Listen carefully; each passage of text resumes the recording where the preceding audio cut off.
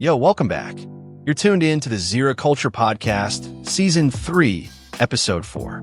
Today we're talking about a force that doesn't always get the credit it deserves, but somehow ends up steering the direction of almost everything. Youth culture. Young people, students, creators, dreamers, hustlers, innovators. Every era has them. In every era, somehow, adults look at them and think they'll grow out of it, or they don't really understand how the world works. But here's the twist. History keeps proving the opposite. Over and over again, the biggest cultural shifts don't begin in boardrooms or government offices. They start in bedrooms, classrooms, basements, street corners, group chats, and small stages where young people are trying something new just to see what happens. If you zoom out, there's a pattern that's almost impossible to ignore. Music changes because young people change it. Fashion evolves because young people refuse to dress like the last generation.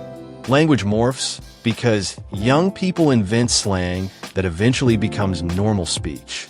Even the way ideas spread, the way movements build momentum, the way society asks questions, so much of it begins with the youth. It's like the future has a habit of showing up early, and the future usually arrives wearing younger shoes.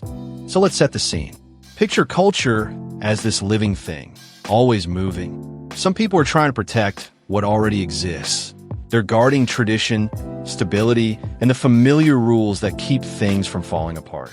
And then you've got a different group, usually younger, who look at those same rules and think, wait, but why? That why is powerful. It's not just annoying rebellion. It's the beginning of change. Because young people carry a kind of fuel that's hard to manufacture later in life. Energy, curiosity, the willingness to walk into a room, see how things are done, and question whether the method even makes sense. Older generations often value keeping the system stable. That's not a bad thing. Stability matters.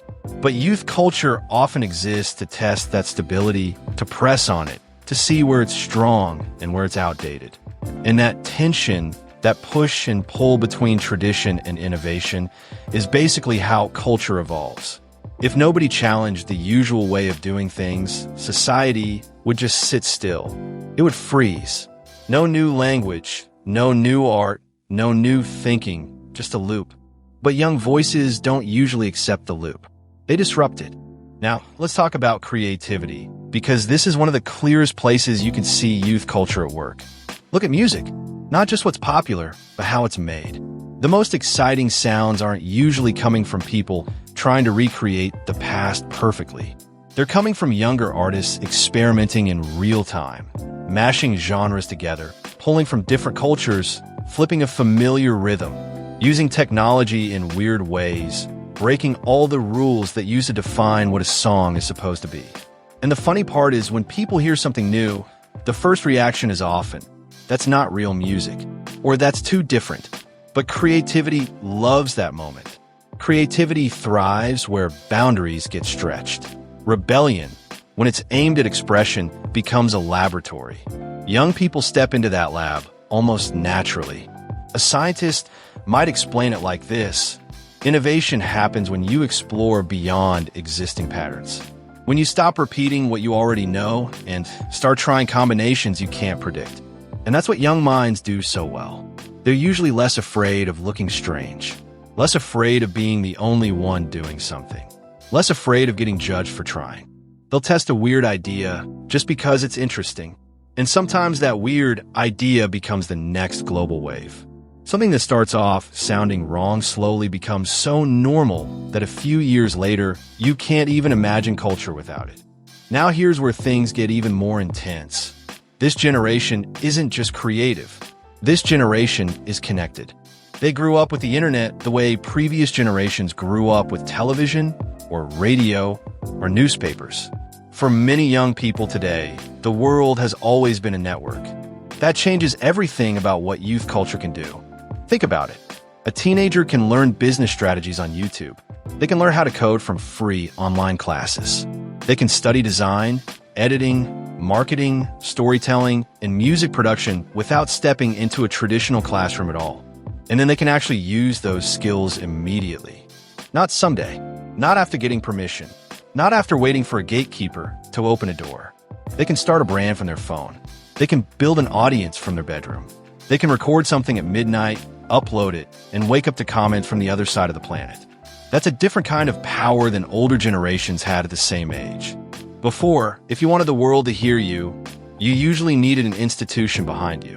A big label, a publisher, a studio, a company willing to take a chance. Somebody had to approve you. Now the pipeline is shorter.